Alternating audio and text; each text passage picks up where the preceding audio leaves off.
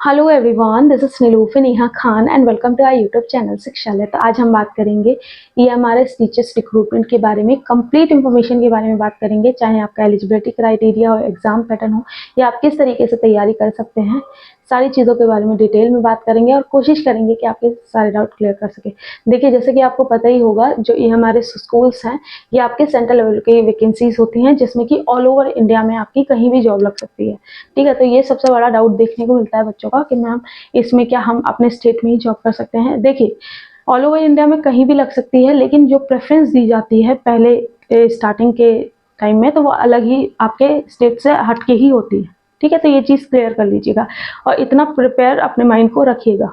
ठीक है, इसके बाद सबसे पहले अगर बात करें आपकी वैकेंसीज की कि किन किन सब्जेक्ट की या किन किन पोस्ट की यहाँ वैकेंसी आती हैं, तो यहाँ पर प्रिंसिपल लेवल की वैकेंसी आती है, वाइस प्रिंसिपल, TGT और PGT दोनों ही लेवल की। यहाँ PRT की वैकेंसी नहीं आती, ये चीज़ याद रखिएगा। और एक और चीज़ बता दूं, यहाँ थोड़े से जो सेंटर्स होते हैं ना, वो थोड़े से आउटर एरिया में होते हैं ज़्यादातर जो स्कूल्स होते हैं।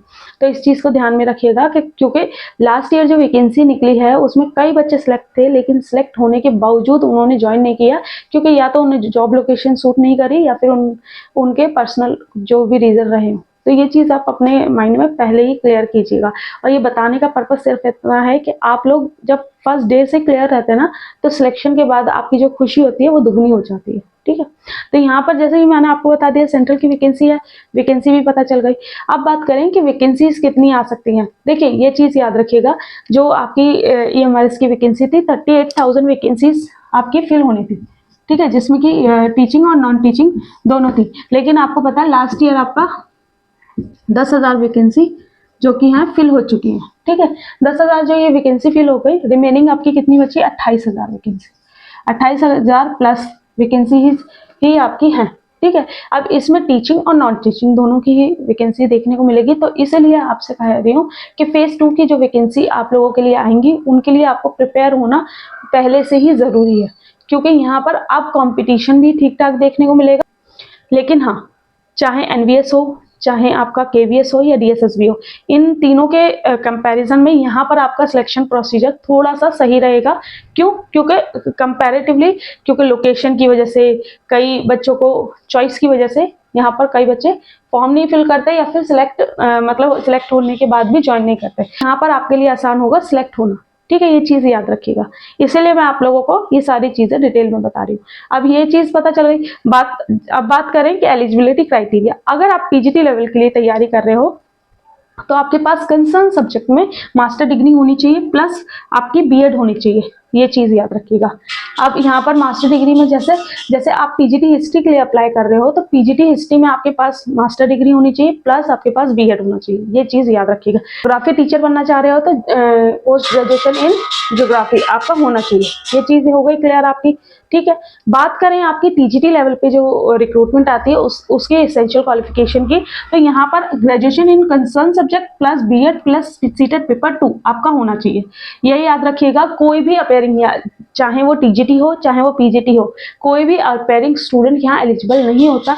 आपके पास कंसर्न सब्जेक्ट में जो डिग्री मांगी जाएंगी ना, वो कंप्लीट होनी चाहिए। यानी कि आप लास्ट ईयर में वो एग्जाम नहीं हुआ या एग्जाम हो गए, आपका रिजल्ट आना बाकी है, तो ये याद रखिए, जब भी फॉर्म आएंगे, फॉर्म आने की लास्ट डेट से पहले अगर आपका रिजल्ट अनाउंस हो जाता है तो आप एलिजिबल हो जाते हो, वरना तो आप एलिजिबल नहीं हो गए। ये चीज़ कंफर्म कर लीजिए। ठीक है, कई बच्चे इस तरीके से कमेंट करते हैं कि मैम हम फाइनल ईयर में है या हमारा रिजल्ट पेंडिंग है तो हम एलिजिबल हो जाएंगे। तो ये इसमें कंडीशन यही है कि अगर फॉर्म की लास्ट डेट से पहले आपका रिजल्ट अनाउंस हो जाता है तो आप एलिजिबल हो जाते हो, या फिर अगर आप फाइनल ईयर में हो, अपेयरिंग स्टूडेंट हो, तो आप एलिजिबल नहीं होते। ये चीज़ क्लियर हो गई। बात करें आपकी एलिजिबिलिटी पता चल गई आपको। लेकिन हाँ, TGT में ये चीज़ क्लियर कर दूं, TGT में आपका एसेंशियल क्वालिफिकेशन में सब्जेक्ट कॉम्बिनेशन बहुत ज़्यादा वेरी करता है। अगर बात करें हमारे सब्जेक्ट की, यानी कि TGT SST की, तो यहाँ पर आपके पास TGT SST में 2 सब्जेक्ट कॉमन होने चाहिए, एक तो हिस्ट्री और एक ज्योग्राफी। अगर इन दोनों में से एक सब्जेक्ट आपने पढ़ा है, प्लस आपके पास political science, economics, history, geography, और इन चारों में से एक आपने, मतलब ये दो तो होने ही होने चाहिए, यानी कि इन दोनों में से कोई एक होना चाहिए, हिस्ट्री या ज्योग्राफी में से, या फिर आपके पास political science, economics, history, geography, इनमें से कोई एक सब्जेक्ट होना चाहिए। ठीक है, मेन सब्जेक्ट आपका कौन सा कंसीडर किया जाएगा, वो हिस्ट्री या ज्योग्राफी ही होगा। ठीक है, ये चीज याद रखिएगा। तो यहाँ पर ये एलिजिबिलिटी क्राइटेरिया आपको पता चल गया, प्लस आपका सीटेट पेपर 2 ये आपके पास होती है एसेंशियल क्वालिफिकेशन। बात करें एज की तो 40 इयर्स आपकी पीजीटी के लिए और 35 इयर्स आपकी टीजीटी के लिए, लेकिन यहाँ ये याद रखिएगा वुमेन कैंडिडेट्स को टीजीटी में 10 इयर्स का रिलैक्सेशन देखने को मिलता है, तो वो 45 इयर्स तक एलिजिबल हो जाते हैं। ठीक है, एक चीज और बताऊं कि यहाँ पर अगर एज क्राइटेरिया में जो कैटेगरी वाइज है तो उनकी अगर बात करें तो ओबीसी कैंडिडेट को आपका 3 साल का, एससी एसटी कैंडिडेट को आपका 5 साल का और पीएच कैंडिडेट को आपका 10 साल का यहाँ एज रिलैक्सेशन देखने को मिलता है। ये चीज क्लियर हो गई। अब यहाँ पर ये याद रखिएगा, जैसे कि ये सेंट्रल की वैकेंसी है तो आपके पास जो सर्टिफिकेट आपके जो मांगे जाएंगे वो सेंट्रल के ही होने चाहिए। ये चीज क्लियर हो गई, क्योंकि कई बच्चे इस तरीके से कमेंट करते हैं कि मैम हम ओबीसी कैटेगरी से हैं या हम एससी कैटेगरी से हैं तो हमें कौन सा सर्टिफिकेट चाहिए रहेंगे। ये चीज क्लियर हो गई। ठीक है, अब बात करें आपकी कि आप किस तरीके से तैयार कर पाएंगे। हाँ, ये चीज और याद रखिएगा, यहाँ पर 0.25 की नेगेटिव मार्किंग भी देखने को मिलती है, यानी कि तुक्के लगाने का आपका कोई भी चांस नहीं है। ठीक है, बात करें आपका एग्जाम मोड तो वो आपका होता है सीबीटी, यानी कि कंप्यूटर, जिसमें कि आपको कंप्यूटर पे बैठ के एग्जाम देना पड़ेगा। ठीक है, ऑनलाइन रहेगा। तो इसीलिए आप लोगों से रिक्वेस्ट है कि जो भी आप टेस्ट सीरीज या जो भी आप चीजें करेंगे ना तो ऑनलाइन फॉर्म में ही करिएगा, ताकि आपकी एक हैबिट बन सके, स्क्रीन के साथ आप फैमिलियर हो सके। ये चीज याद रखिएगा। कई बच्चे ऐसा करते हैं कि बुक से पढ़ते हैं और डायरेक्टली उसी दिन एग्जाम देने जिस दिन जाते हैं उसी दिन कंप्यूटर को यूज करते हैं या फिर कोई टेस्ट देने बैठते हैं। तो ऐसी गलती बिल्कुल भी मत कीजिएगा। अगर आपके पास कोई लैपटॉप या कंप्यूटर नहीं है तो एटलीस्ट एग्जाम से पहले 2 या 3 बार आप साइबर कैफे में जाके एक टेस्ट सीरीज को जरूर दीजिएगा, ताकि आप थोड़ा सा फैमिलियर हो। ये छोटी छोटी सी गलतियां होती हैं जो कि आपके सिलेक्शन को रोक सकती हैं। ठीक है, अब इसके बाद बात करें। हाँ, और एक चीज और कहूंगी कि टीजीटी में जितने भी सब्जेक्ट कॉम्बिनेशन होते हैं प्लीज अच्छे से क्रॉस वेरीफाई कीजिएगा, क्योंकि डॉक्यूमेंट वेरिफिकेशन के टाइम पे जब आपको रिजेक्ट किया जाता है तब बच्चों का बहुत ज्यादा मन टूटता है उस चीज से। तो इसलिए पहले से ही अपने आप को प्रिपेयर करके रखिएगा कि आप इस वैकेंसी के लिए एलिजिबल हो या नहीं हो।